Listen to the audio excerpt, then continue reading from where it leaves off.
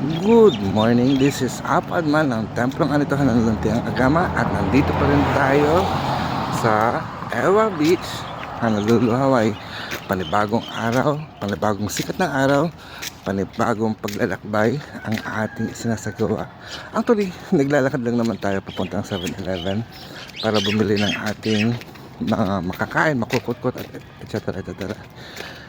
Kagabi, bago ako natulog, ay nag-recording tayo about sa nag-recording tayo para sa ating Interfaith Order of Peace Weaver para sa monthly rolling prayer for peace. At ito yung sinasagawa tuwing 15th day of the month. At marahil sa araw na yun ay busy tayo, kaya nag-record tayo ng maaga para broadcast natin on the 15th day of the month. At ngayon naman, hindi ko alam kung anong gagawin natin ngayong araw na to, no? Pero we are expecting 2 clients na may mga problema mga alas 10 at alas 1 ng hapon. So yun lang ang ating client ngayon. So ipon-ipon pa rin tayo. Nakapagbigay ako ng konting pera para mabawasan yung utang nila mama na 200,000 at plano ko pag uwi ng Pilipinas ipaayos natin yung bintana. Gawa nga ng pagka tag-init, sobrang init sa atin, no? So kahit man lang mapaayos natin, magkaroon tayo ng ventilation system, dahil kasi hindi kakayanin ng ventilador lang. At kung ipapa-aircon ko naman, mariosep, ngayon nga lang isang tao lang sa bahay, 3,000 na. So ano kayang ginagawa nila doon? Panay ilaw, baka siguro may nakikikabit. And pag uwi ko talaga, iimbestigahan natin yon, bakit mahal ang ating kuryente, bukod sa mga pinapataw na singilin ng Meralco sa atin. So lakad muna tayo mga kalahi. Ayan na mga kalahi, 8:05 na ng 8:07 actually ng umaga dito sa The Lawn, Ewa Beach, Honolulu, Hawaii. At nandito pa rin tayo, no? So katatapos ko lang tumupad ng pangako, no? Last year kasi meron tayong gumawa tayo ng pledge o pangako para sa Corellian Nativist Tradition, na kung saan marami sa inyo nakakaalam na ako ay bahagi ng Corellian Nativist Tradition of Wicca. Ganun pa man ay sinusulong pa rin natin ang katutubong gamotang Pilipino, na sa pamagitan ng Corellian Wicca ay nagkaroon tayo ng pamamaraan, natuto tayo ng pamamaraan kung paano i-reconnect ang ating sarili sa mga diwata. Although alam natin na ang Corellian ay isang Western Wiccan tradition na makabagong magical tradition, no, pero ito ay laganap sa buong mundo. Nakikita sila sa Amerika, meron na sila sa Canada, sa Europe, sa South Africa, sa Asia at sa Australia, no. Ganun din sa bahagi ng South America ay meron din tayong Corellian. So it is a global Wiccan magical tradition na kung saan ay pinag-aral po tayo ng libre, no? May nag-scholar po sa atin para magkaroon tayo ng access sa first degree, second degree, hanggang third degree. Tapos na po ako, ordinado na po ako sa second degree at hinihintay na po nila ako para matapos ko ang aking third degree. O pag ako'y naging third degree, ibig sabihin ako ay magiging high priest.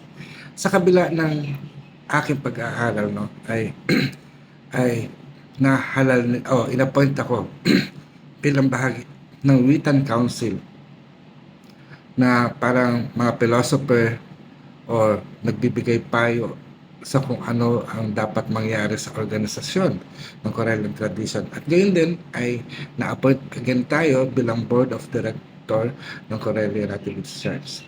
So sa maraming pagtitiwala na ibinibigay sa akin ng Corellian, ay nararapat lang na magbigay ako ulit sa kanila. Ito ay sa pamamagitan ng pagdodonasyon, o ito ay pledge, no? Dahil kasi hindi naman sila naniningil, no? Wala namang monthly fee.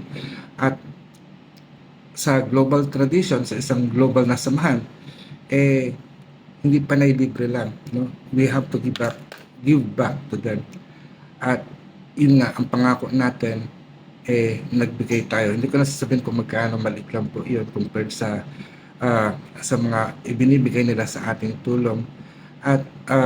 At sa pagkakataong ito ay maganda yung pinag-uusapan ng Corellian Tradition, dahil inihanda na nila yung mga elderly care, no? Pangangalaga sa matatanda, lalo na sa mga nagsisilbi sa Corellian Nativist Tradition Church, no? Inom muna tayo ng kape. Para sa inyo naman, mga kalahi, sa mga problema na inyong idinudulog sa akin, ay dapat din matuto tayong tumupad sa ating pangako, lalo na kung kayo ay mayroong kasintahan. Kasi kadalasan sa mga humingi ng tulong sa atin ay yung mga gustong magpagayuma, no?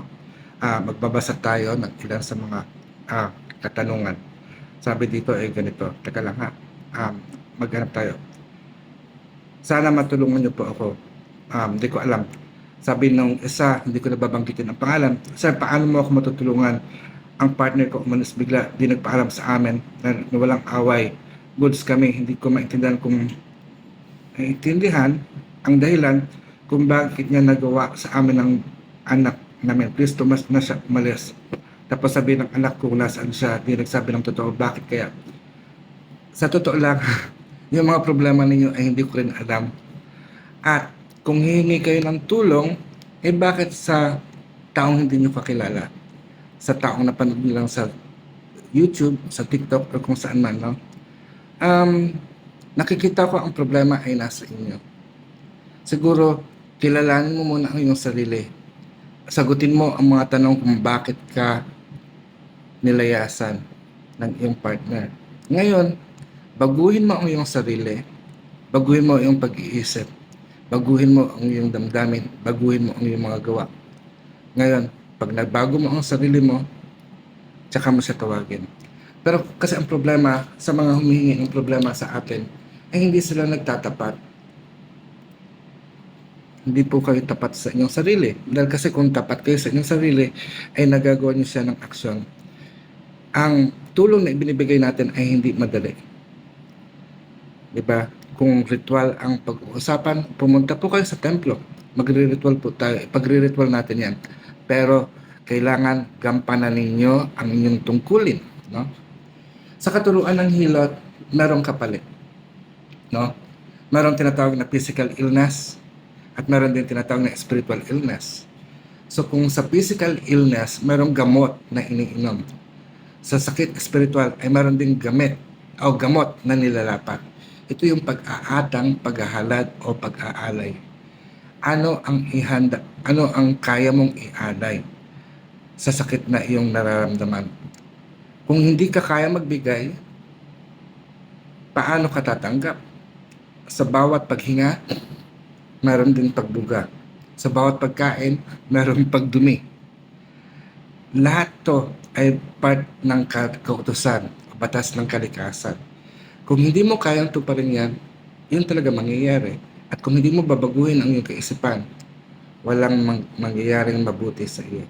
So gusto natin, baguhin natin ang ating kaisipan, baguhin natin ang ating pananaw sa buhay, para maging bago din ang ating buhay. So ngayon, kung iniwan ka ng asawa mo, bakit ka iniwan? Tanong, bakit? Merong dahilan. Alamin mo muna ang dahilan kung bakit ka iniwan at hindi mo pwedeng sabihin hindi mo alam. Yun ang problema, hindi mo alam. Maaaring hindi mo siya pinapansin, hindi mo siya pinapahalagahan, at hindi mo rin natutupad ang iyong obligasyon sa buhay. Kung ikaw ay tumutupad sa obligasyon mo, sa pangako mo na binitawan sa kanya, bakit sa bibitaw? O baka ang pangako mo ay hanggang ganun na lang. Baka nabibigatan siya sa pakikisama sa iyo dahil isa kang pabigat sa buhay. Ngayon, kung hindi naman, kung nabibigay mo ang obligasyon mo, nagbibigay ka ng pera, nagbibigay ka ng pagkain, nabibigyan mo siya ng magandang buhay, ayun, bakit aalis siya sa iyo? So, konting self-reflection lang, mga kalahi, sa mga problema natin sa buhay. Patuloy ko po kayong pinagdarasal. Pinagdarasal ko ang inyong sariling kaluluwa na tumibay, na makita ang liwanag para harapin ninyo ang kadiliman na bumabalot sa inyong pamilya. At sa pamagitan ng inyong liwanag, lahat ay magiging masaya. So hanggang dito na lang muna at marami pa tayong pag-uusapan sa buong araw. So yan mga kalahi, nandito ako sa ibang lugar ngayon at may aatinan kaming parang healing, sound healing or whatever. So it was a trip by Darcy and et al. And the company of Filipino Bailan. Pero I have to close this kasi private property siya, so I cannot take video, okay?